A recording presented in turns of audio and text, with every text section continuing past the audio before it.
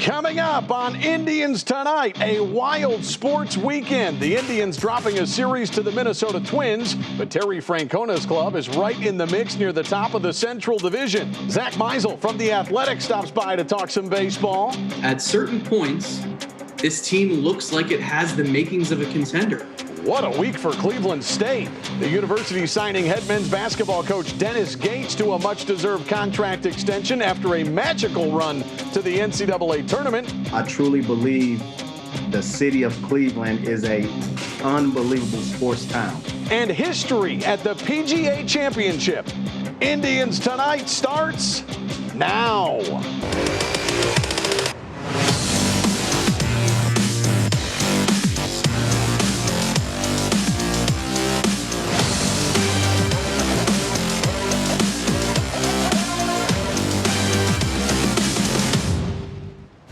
Welcome into Indians Tonight. So glad you could be with us. And wow, you talk about a busy, wild, sports-filled weekend.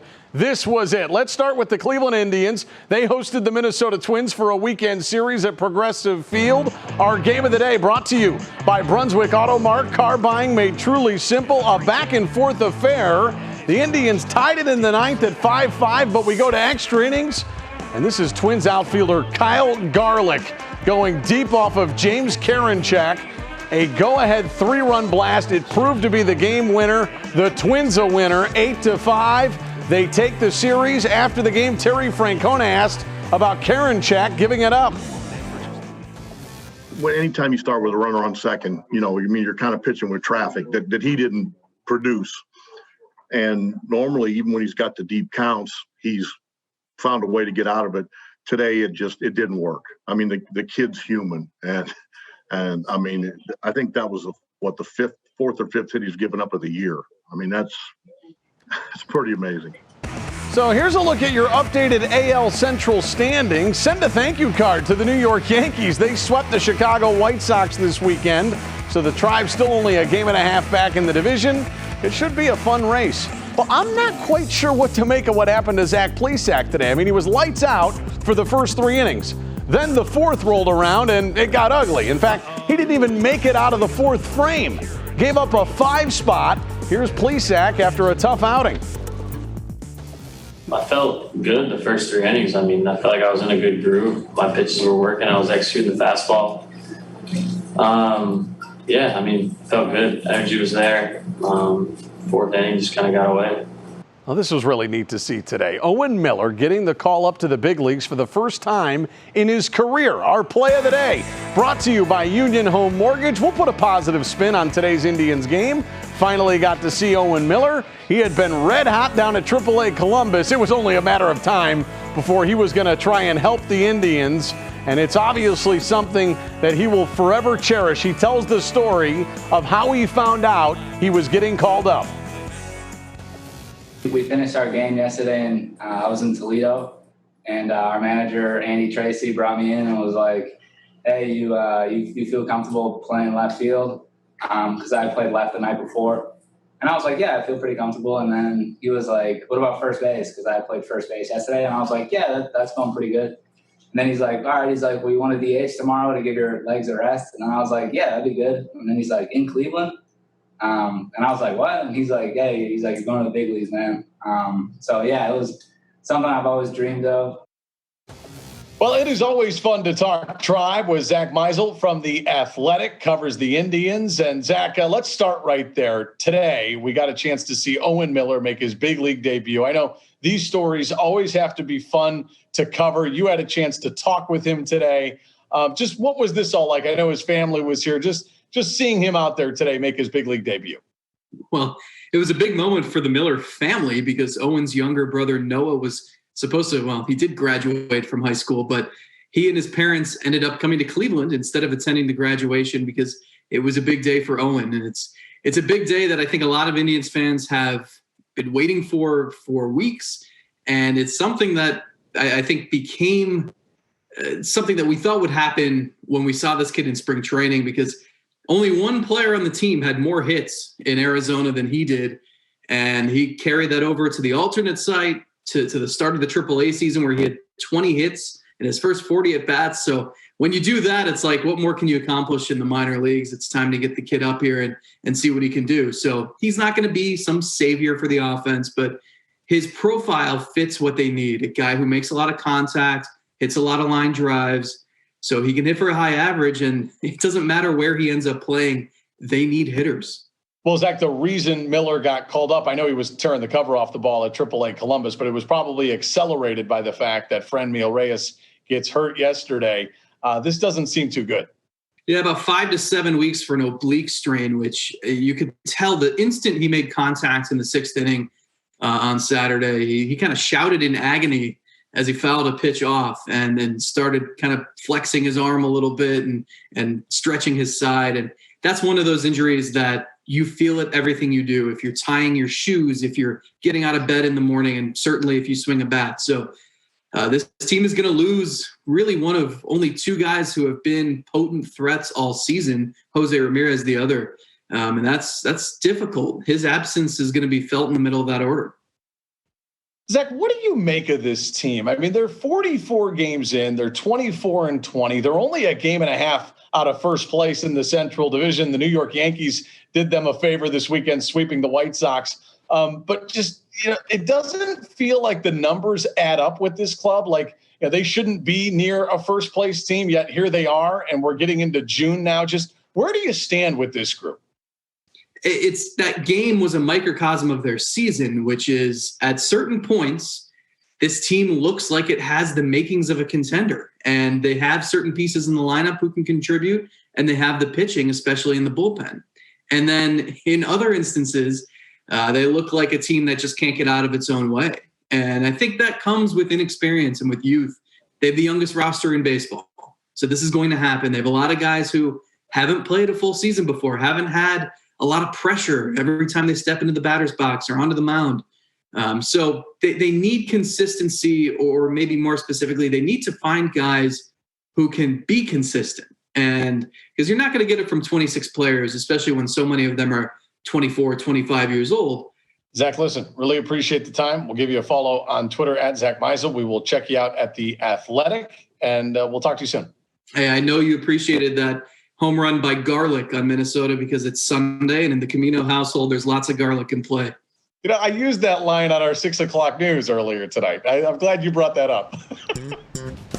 All right, back on the road starting tomorrow night in Detroit against the Tigers. We'll see Spencer Turnbull, who threw a no-hitter his last outing for the Tigers, one of 6 this season in Major League Baseball. Yeah, speaking of no-hitters, how about former Indians right-hander Corey Kluber? He threw one this past week for the New York Yankees in their win over the Texas Rangers. Another former Kluber team, the Rangers, right? What a moment for Kluber. Good for him. We always like Corey Kluber. Probably would compare it to kind of the feeling before maybe the first playoff start. Just you got, heart beating faster, some adrenaline going, things like that. So in that sense, maybe it was helpful that, I've kind of felt that before and kind of had that to go back on to sort of, know what to do in that situation to kind of get myself to relax a little bit. Our Sports Flashback brought to you by Northeast Factory Direct. Great furniture, great prices. We take you back to this week in 1993, Old Municipal Stadium. That's Carlos Martinez at the dish for the Indians. Hits this ball to right field. The ball goes off of Jose Canseco's head for a home run.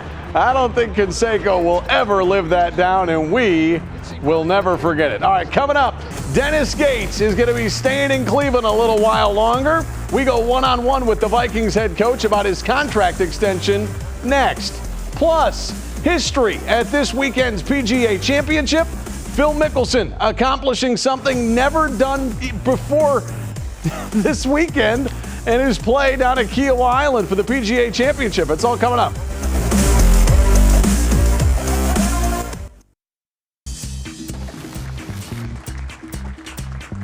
Our moment of the day is brought to you by Mike Bass Ford. Get a great deal and a great deal more at Mike Bass Ford. Let's give it to Cleveland State and Vikings men's basketball coach Dennis Gates, the former Florida State assistant coach, taking CSU back to the NCAA tournament this past season, and they rewarded him for it, a multi-year, well-paying contract extension. Oh, this is going to be a lot of fun. We are now joined by the head men's basketball coach of your Cleveland State Vikings, the man who was really the man of the week in my eyes, gets the contract extension to stay at CSU. Great news for Viking basketball fans. What has this all been like for you? I mean, obviously there's a process that goes into this. I'm sure there were conversations since after the season started. Hey, we want to keep you. Do you want to stay? I know there were rumblings of other schools and stuff. So how nice is this for you just to have it over with? Everything's in the rearview mirror and it really feels like you're here to stay.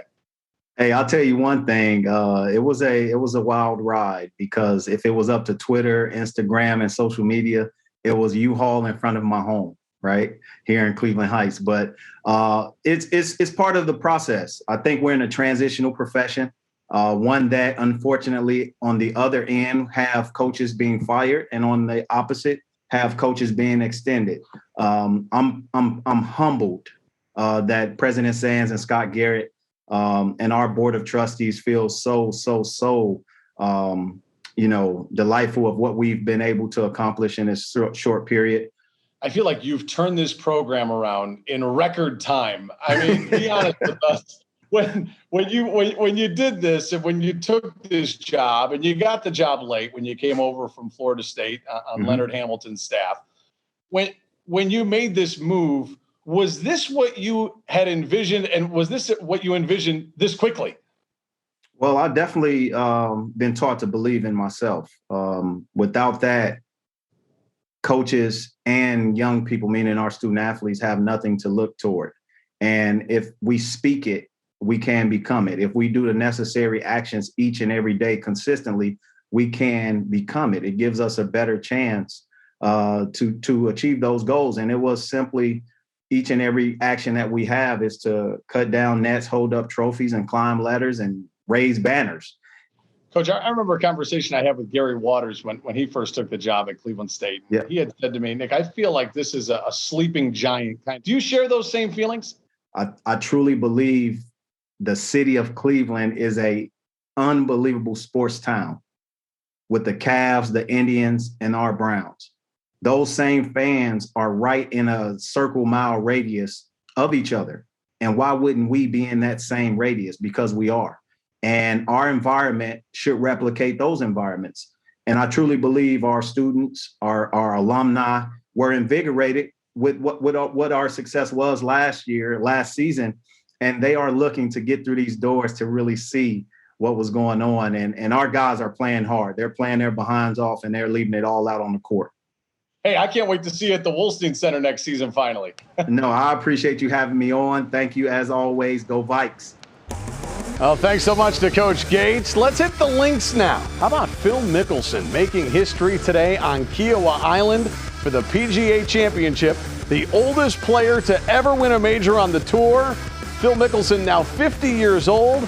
Yes, he's eligible to already play on the senior tour. What a weekend at the PGA Championship. Lefty Phil Mickelson getting the job done. He was in and out of trouble at times. He wasn't perfect. Our player of the day brought to you by Mr. Hero. He was great with some par saves, though. Hit some big-time putts. And some of his shots that were even out of the sand were great, where he escaped some trouble. It was just incredible for him. What a weekend for Phil Mickelson.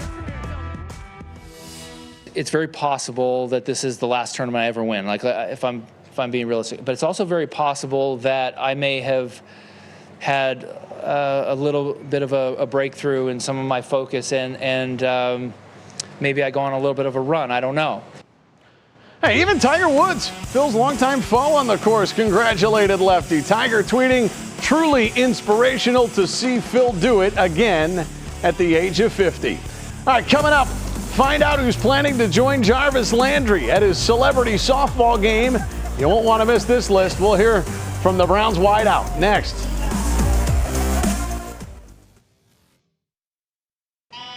Well, for everything you need to know about the Cleveland Browns, check out the Locked On Browns podcast every day. You can listen to host Jeff Lloyd for what's going on with the Brownies. Check it out, WKYC.com or LockedOnPodcast.com. Well, is it time for Browns football season yet? I know we still got a few months to go, but the countdown is on. And we are also approaching the Jarvis Landry and Friends Celebrity Softball game. This is always fun. This is going to be great. The game is going to be on June 12th at Classic Park in Lake County. It's home of the Captains. Great list of participants already, including Landry's teammates. You'll have some Browns legends there. And how about Kansas City Chiefs tight end Travis Kelce, who we know went to high school at Cleveland Heights. Here's Landry talking about Kelce's invite. It's bittersweet. They got the best of us in the playoff game, and cheers to them. And obviously, Travis is a great competitor, but also he's a Cleveland legend. So I've been hoping this whole time as the team's kind of been unfolding that he don't take all the Cleveland guys from me, because that's like the whole makeup of my team. Coming up, what did Simone Biles do now? You won't want to miss it. More history coming up next. Our viral video of the day brought to you by the Basement Guys for all your basement needs. How about this? Olympic gold medalist Simone Biles making history this weekend in her return to competition. Biles became the first woman to land a Yurchenko double pike. That's the most difficult vault in women's gymnastics history. Can't wait to watch her compete in Tokyo. July 23rd, the opening ceremony in Japan for the Olympics. So that's going to do it for this edition of Indians Tonight. This has been a David Kinder production. Also a special thanks to our director, Frank Masick. Thanks so much. Have a great week, a great night, and stay safe out there.